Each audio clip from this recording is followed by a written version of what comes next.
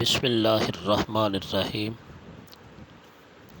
بیٹا آج ہم اپنا اگلا لیکچر پڑھنے جا رہے ہیں، جس میں ہم اپنا نیا سبق شروع کریں گے، امتحان، جس کے مصنف ہیں مرزا فرحت اللہ بیگ۔ مرزا فرحت اللہ بیگ 1883 میں 1883 میں پیدا ہوئے اور 1947 میں ان کا وصال ہوا۔ مرزا فرحت اللہ بیگ دلی میں پیدا ہوئے اور سینٹ اسٹیفنز کالج دلی سے BA کیا۔ زمانہ طالب علمی میں ڈرامے اور کرکٹ کا شوق رہا۔ 1907 میں حیدرآباد دکن چلے گئے اور پہلے تعلیم اور پھر عدالت کے محکموں سے وابستہ رہے اور ترقی کرتے کرتے ہوم سیکرٹری کے عہدے تک پہنچے، جہاں سے ریٹائر ہوئے اور پینشن حاصل کی۔ انہوں نے حیدرآباد ہی میں وفات پائی۔ مرزا فرحت اللہ بیگ کا طرز تحریر سادہ اور پرلطف ہے۔ وہ بڑے شگفتہ انداز میں دلی کی خاص زبان لکھتے ہیں۔ ان کے اسلوب میں تصنع اور بناوٹ نام کو نہیں، مزاح کی چاشنی یعنی خوش طبعی کی چاشنی ان کی تحریروں میں خاص لطف دیتی ہے۔ بقول رشید احمد صدیقی، فرحت کے اسلوب کی نمایاں خوبی فکروں کا اختصار یعنی مختصر فکرہ لکھنا اور وہ چھوٹے چھوٹے فکروں سے رواں دواں عبارت کا جادو جگاتے ہیں۔ فرحت کی تحریروں میں اسلوب کی یکسانیت معجزے کی حد تک قائم رہتی ہے۔ وہ ایک مضمون کو جس رنگ میں شروع کرتے ہیں اسی رنگ میں انجام تک پہنچاتے ہیں۔ مرزا فرحت اللہ بیگ ابتدا میں مرزا علم نشرح کے قلمی نام سے لکھتے رہے۔ بابائے اردو ڈاکٹر مولوی عبدالحق اور عظمت اللہ خان نے ان کی ہمت بڑھائی اور وہ اپنے اصل نام سے لکھنے لگے۔ نذیر احمد کی کہانی، پھولوں والوں کی سیر اور دلی کا ایک یادگار مشاعرہ ان کے یادگار مضامین ہیں۔ ان کے مضامین فرحت کے نام سے شائع ہو چکے ہیں۔ وہ قادر الکلام شاعر بھی تھے۔ میری شاعری ان کے کلام کا انتخاب ہے۔ یہ ان کا مختصر تعارف تھا۔ اب ہم اپنے سبق کی طرف چلتے ہیں۔ سبق کا نام ہے امتحان، عنوان امتحان ہے۔ مرزا فرحت اللہ بیگ اس کے مصنف ہیں۔ جب بیٹا ہم سبق پڑھیں گے تو سب سے پہلے اس کے جو تدریسی مقاصد ہیں، اس کو پڑھنے کا جو مقصد ہے، نمبر 1، طلباء کو طنز و مزاح کے معنی و مفہوم سے آگاہ کرنا۔ ایسی باتیں، ایسی کہانیاں جن سے پڑھنے کے بعد طبیعت خوش ہو، ان کے بارے میں آگاہ کرنا۔ طلباء کو تعلیم و تدریس میں امتحان کی اہمیت سے روشناس کروانا کہ امتحان کی تیاری، کمرہ امتحان میں بیٹھنے کی تیاری اور جس کلاس میں آپ پڑھ رہے ہیں اس کلاس کے مضامین کی تیاری اور آپ کی کامیابی کا انحصار کس حد تک ہے، یہ ساری باتیں اس سبق سے ہمیں حاصل ہوں گی۔ طلباء کو یہ بتانا کہ امتحان میں کامیابی کے لیے صرف ذاتی محنت اور قدرت کی مدد ہی کام آتی ہے، اور جب تک ذاتی محنت نہ ہو بیٹا، قدرت کی مدد بھی اس وقت کام آتی ہے جب ذاتی محنت ہو، کیونکہ اللہ تعالیٰ قرآن پاک میں فرماتا ہے، جو قوم اپنی تقدیر بدلنے کی خود کوشش نہیں کرتی، میں اس قوم کی تقدیر نہیں بدلتا۔ نمبر 4، اس بات سے روشناس کرانا کہ ناجائز ذرائع سے امتحان میں کامیابی کے حصول کے خواہش مند طلباء کو شرمندگی کے سوا کچھ حاصل نہیں ہوتا، اس لیے ہمیں اپنے کمرہ امتحان میں جانے سے پہلے اپنی تیاری رکھنی چاہیے۔ نہ ہوئی گر میرے پرچوں سے تسلی نہ سہی، نہ ہوئی گر میرے پرچوں سے تسلی نہ سہی، امتحان اور بھی باقی ہے تو یہ بھی نہ سہی۔ لوگ امتحان کے نام سے گھبراتے ہیں، لیکن مجھے ان کے گھبرانے پر ہنسی آتی ہے۔ آخر امتحان ایسا کیا ہوتا ہے؟ 2 ہی صورتیں ہیں، فیل یا پاس۔ اس سال کامیاب نہ ہوئے، آئندہ سال صحیح۔ میں اپنے دوستوں اور ہم جماعتوں کو دیکھتا ہوں کہ جو امتحان کے دن قریب آتے جاتے ہیں ان کے حواس یعنی ان کے ہوش، ان کا دماغ مختل یعنی ان کا دماغ بگڑا ہوا اور ان کی صورتیں اتنی سی نکل آتی تھیں بندے پر امتحان کا، یعنی مصنف اپنی بات کر رہے ہیں کہ مجھ پر امتحان کا نہ رتی برابر اثر پہلے تھا، یعنی ذرہ برابر بھی اثر نہ پہلے تھا نہ اب بھی اس کے ختم ہو جانے کا افسوس ہے۔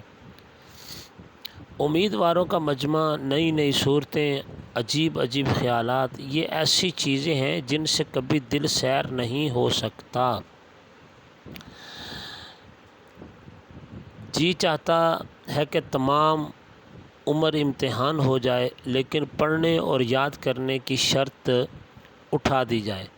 میری سنیے کہ 2 سال میں لا کلاس یعنی وکالت کی کلاس کا کورس پورا کیا، مگر کس طرح شام کو یاروں کے ساتھ ٹہلنے یعنی گھومنے نکلتا، واپسی کے وقت کلاس میں لا کلاس میں بھی جھانک آتا یعنی چھپ کر دیکھ آتا۔ منشی صاحب دوست تھے یعنی حاضری لگانے والا جو بندہ ہے، اور لیکچرار صاحب پڑھانے میں مستغرق یعنی پڑھانے میں مصروف، حاضری کی تکمیل میں کچھ دشواری نہ تھی۔ اب آپ ہی بتائیں کہ لا کلاس میں شریک ہونے سے میرے کس مشغلے میں فرق آ سکتا تھا؟ والد صاحب قبلہ خوش تھے کہ بیٹے کو قانون کا شوق ہو چلا ہے، کسی زمانے میں بڑے بڑے وکیلوں کے کان کترے گا یعنی انہیں سبق سکھائے گا، انہیں مات دے گا۔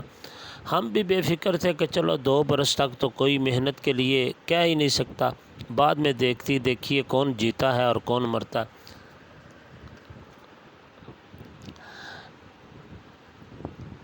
لیکن زمانہ آنکھ بند کیے گزر جاتا ہے۔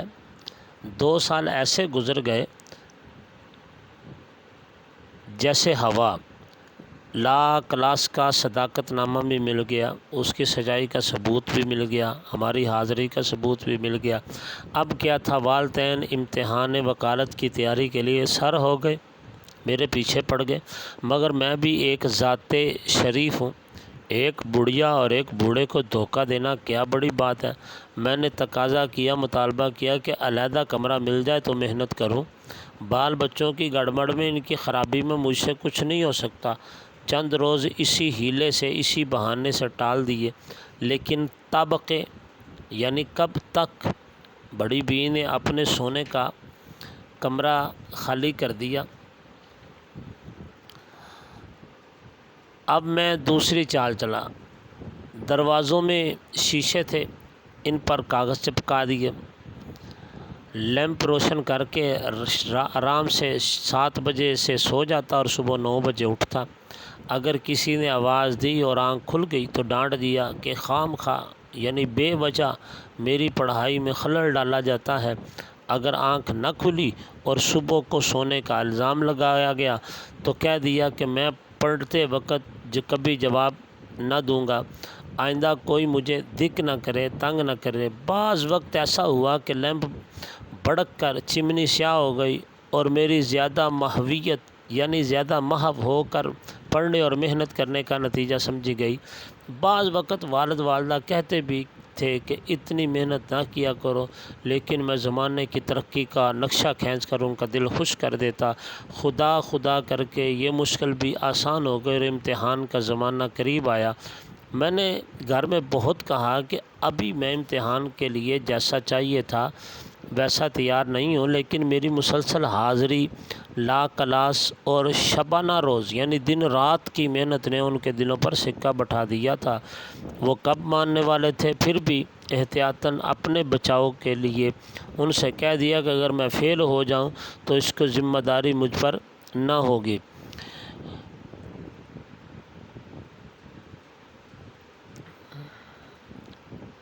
کیونکہ میں اپنے آپ کو ابھی امتحان کے قابل نہیں پاتا۔ لیکن والد صاحب مسکرا کر بولے، امتحان سے کیوں ڈرتے ہو؟ جب محنت کی ہے تو شریک بھی ہو جاؤ، کامیابی اور ناکامی خدا کے ہاتھ ہے۔ مرد باید کہ ہراساں نہ شود، یعنی مرد قابل ہو، اس نے کوشش کی ہو تو خوف زدہ ہونے کی ضرورت نہیں ہے۔ میں نے بھی تقدیر یعنی قسمت اور تدبیر یعنی کوشش پر ایک چھوٹا سا لیکچر دے کر ثابت کر دیا کہ تدبیر کوئی چیز نہیں، یعنی قسمت کوئی چیز نہیں، تقدیر سے تمام دنیا کے کام چلتے ہیں، کوشش سے تمام دنیا کے کام چلتے ہیں۔ قصہ مختصر، درخواست شرکت دی گئی اور منظور ہو گئی، اور ایک دن وہ آیا کہ ہم ہال ٹکٹ لیے یعنی رول نمبر سلپ لیے ہوئے مقام امتحان پر پہنچ گئے۔ گو یاد نہیں کیا تھا، لیکن دو وجہ سے کامیابی کی امید تھی۔ اول تو امداد غیبی امداد، دوسرے پرچوں کی الٹ پھیر۔ شاید وہ حضرات جو امتحان میں کبھی شریک نہیں ہوئے اس مضمون کو نہ سمجھے، اس لیے ذرا وضاحت سے عرض کرتا ہوں۔ امداد غیبی سے مراد امیدواران امتحان کی اصطلاح میں وہ مدد ہے جو ایک کو دوسرے سے یا کسی نیک ذات نگران کار یعنی نگرانی کرنے والے سے یا اندل موقع یعنی مواقع یعنی موقعوں کے مطابق کتاب سے پہنچ جاتی ہے۔ پرچوں کی الٹ پھیر گو بظاہر مشکل معلوم ہوتی ہے، لیکن تقدیر سب کچھ آسان کر دیتی ہے۔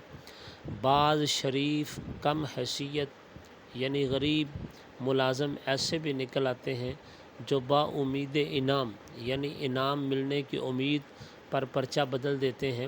یہ ضرور ہے کہ اس سے ایک محنت کرنے والے کو نقصان پہنچ جاتا ہے، لیکن تدبیر اور تقدیر کا مسئلہ جیسے اس کارروائی میں حل ہوتا ہے، دوسری کسی صورت میں حل نہیں ہوتا۔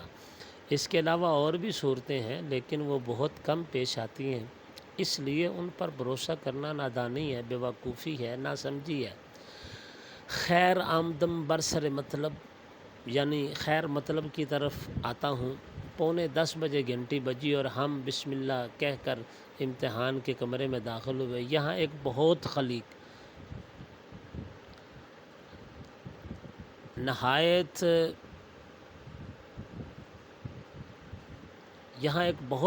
نہایت خوش اخلاق اور ہنس مکھ نگران تھے۔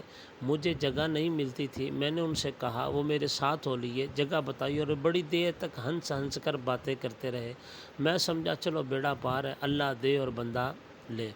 ٹھیک 10 بجے پرچہ تقسیم ہوا، میں نے پرچہ لیا، سرسری نظر میں نے میز پر یعنی عام انداز سے میں نے نظر ڈالی اور میز پر رکھ دیا، لیکن یہ ضرور کہوں گا کہ پرچہ پڑھنے کے بعد جیسا میرے چہرے پر اطمینان تھا شاید ہی کسی کے چہرے پر ہو۔ خود کو اس پرچے کے متعلق اندازہ نہ کر سکا، لیکن نگران کار صاحب کو یہ کہتے ہوئے ضرور سنا کہ پرچہ مشکل ہے۔ میں کئی مرتبہ اول سے آخر تک اس کو پڑھ گیا، لیکن یہ نہ معلوم ہوا کہ کس مضمون کا ہے۔ جوابات کی کاپی دیکھی تو اس کے آخر کی ہدایتیں پڑھیں، صفحہ اول کی خانہ پوری کی اور کھڑا ہو گیا۔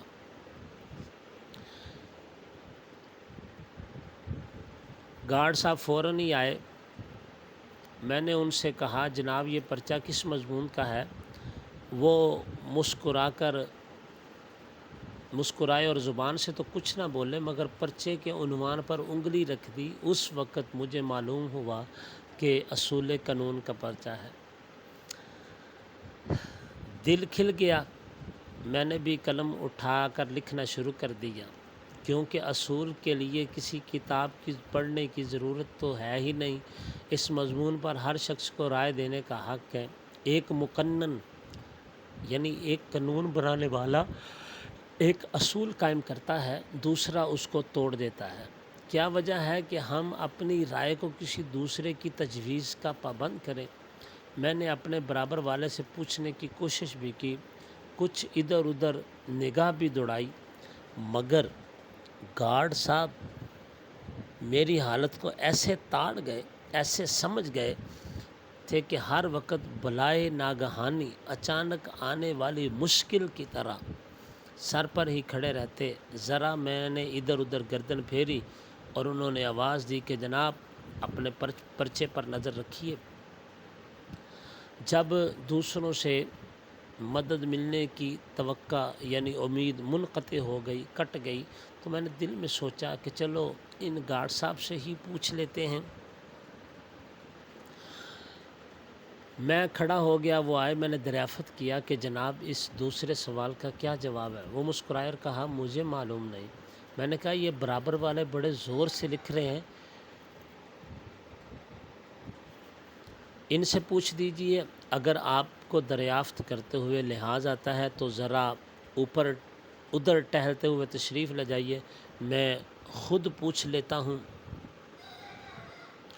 وہ کب ہلنے والے تھے، قطب ہو گئے، جم گئے، وہیں کھڑے ہو گئے۔ ان کا مسکرانا پہلے تو اچھا معلوم ہوتا تھا، لیکن پھر آخر میں تو زہر ہو گیا۔